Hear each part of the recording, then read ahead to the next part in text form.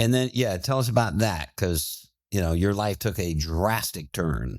It did. It certainly took a drastic turn. So it started when I was uh, a senior in high school. My parents were moving to Ohio. We were living back in Arkansas. We moved from Phoenix back to Arkansas for a couple of years. Mom and dad were moving to Ohio, and they decided, since I was a senior in high school, to leave me behind in Arkansas. And I'm telling you, if your kid is not like set, that's not a good idea. Don't leave your children behind. Terrible idea. So, it only took one time, and I'd only been back to that school in Arkansas for a couple of years, and it took one kid one time saying, "Hey, let's go smoke a moolie," right? And I didn't even know what that meant. I had no idea where I was going or what I was doing, Mhm. but wanting to fit in, I said, "Okay, let's do it." And what's a Well, moolie? a moolie was a crack rock, so I was about 17 years old when I smoked my first, did, cocaine for the first time, and I liked it. I liked it. How did it make you feel? Uh, Super rush, it's just different than anything I'd ever felt. My parents were gone, I kind of freedom, it was a Mhm. sin and sin's pleasurable. Pleasurable for a season, Right. Right. you know. So what do you So, think? Let's back up. Like just, mhm, before doing that, I understand, your parents left or whatever. yep. Did you do it just to fit in? Because I heard a little bit of that. I'm Was that I'm it? I'm positive I probably started it, just to fit in. Got it. Let's back up a little bit more. So, let's go back a little bit more actually. So when I was in Sunday school, in fact, when I was about 5 years old, the Sunday school teacher, they tell the lesson about heaven and hell. And, if you don't want to go to hell, you need to be saved. So of course, when I was about 5 years old, I raised my hand. I want to be saved. So I said the salvation prayer that morning when I was 5 years old. And then for the rest of my life, all the Mhm. way up through high school and through that time, I based my salvation, my relationship with Christ on a decision I made when I was 5 years old.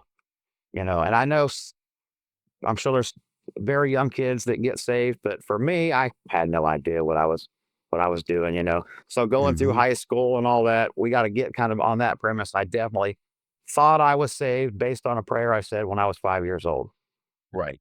you know. So that's where I was. So yeah, that up through high school, and I tried it the first time, and it was, I don't want to even say peer pressure because no one even pressured me. They're like, Right. "Hey, let's do it." And I said, "Okay." And I happened to like it. Right. And then after you did it that one time, was it off to the races immediately or was It it? was it was off to the races immediately. Yeah. All through I don't know how I graduated high school. Probably every day from there on out. I worked at a gas station and I had a little scam, where I could scam some money. Credit cards weren't quite the same as they are Right. today.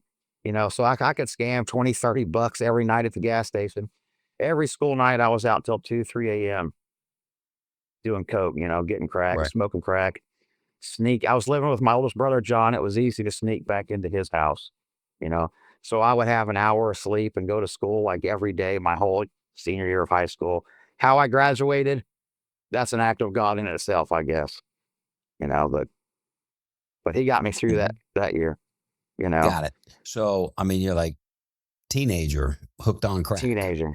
right? Teenager hooked on crack. That's How right. And long? nobody knew. You kept it from people. Well, Kept it. you can keep it from for a while, right? Eventually I can people know, right? I can keep it for him for a while. Yeah. So I finished my senior year in Arkansas, and mom and dad had moved to Ohio. So I moved out here to Ohio right after my senior year.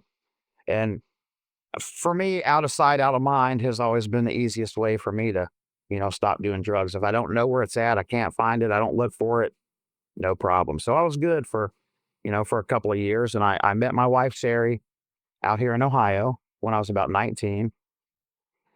I actually had got her pregnant before we got married, and mom and dad were moving from here back to Phoenix. So I was only here for a couple of years, and I went back to Phoenix and took my girlfriend, fiance at the time, Sherry, back there with me, and Mhm. we had our first kid. She was 19.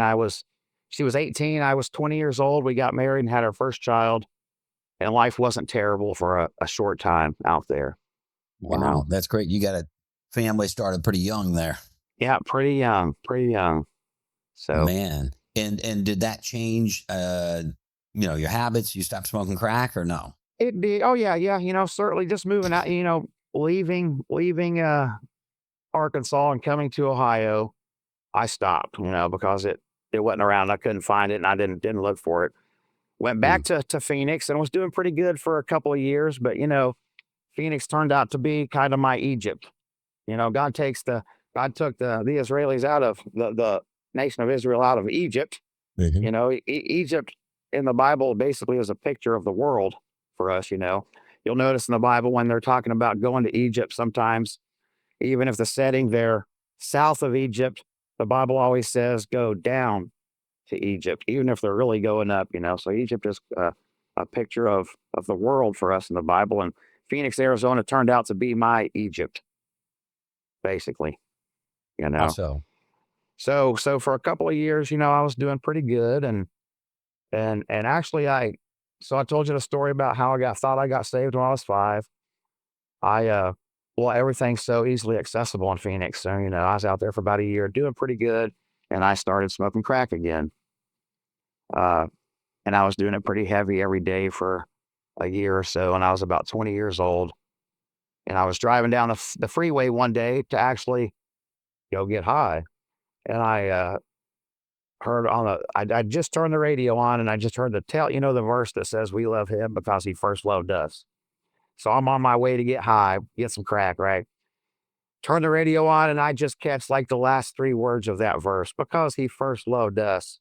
And something, God used the last few words of that verse to let me know, Brandon, when you were 5 years old, you didn't get saved. You're not saved. You need to get saved now. So in Phoenix that day, I was about 20 years old. I pulled over on the side of the freeway, I-10, and I got saved, right there on the spot, accepted the Lord into my life. And things were really good for about 2 years after that. You know, we decided to leave Phoenix and move back to Ohio, just so I could get out of Phoenix. And, I had a lot of friends and family out here in Ohio, and I was on fire for the Lord for a minute. So I'm like, well, I'm going back to Ohio, and I'm going to lead my friends to the Lord and help change people out there. And there was a great church, we got into out here, and it's dangerous for people when they first get saved, new Christians. The Bible talks about the devil as a roaring lion seeking whom he may devour. Well, who do roaring lions attack? They attack the young, right? The immature. The devil, he's going to attack the young, spiritually immature Christian. So you gotta, when you first get saved, it's important, man, to get into a discipleship program. Get with someone who's been a Christian longer than you have, so he can kind of lead you and build you up. It's important to get in the church and to grow, because if you don't, then the devil's coming. He's going to attack you. So I did pretty good for a couple of years. Then my dad and here's Phoenix is my Egypt. My dad started getting sick. We knew he didn't have too much time left. So we left, Ohio, and went back to Phoenix. This was probably 2000, about the year 2000. And it didn't take me long, back in my Egypt again. We stopped going to church. That was my biggest problem. I stopped going to church. I stopped reading my word. I stopped growing, and here came the devil, man, seeking me so he Hmm. could devour me. So it doesn't take long, man. It doesn't take long. Sin, the Spider-Man movie. There's one of the Spider-Man movies where there's an alien form. It's just a little black speck, right? And that's kind of like sin. Just a little black speck of sin will get down on the bottom of your foot, and you won't even realize it's there. And if you don't take care of it, man, it'll slowly grow, and it'll slowly grow, and it'll Hmm. slowly grow. And that's kind of what Hmm. happened with me. So I'm back in Phoenix, and And how old are you my, at this time? I'm probably 25 years old, Got it. So 20, it 25 seems like years a old, pattern. Like you a find God, pattern.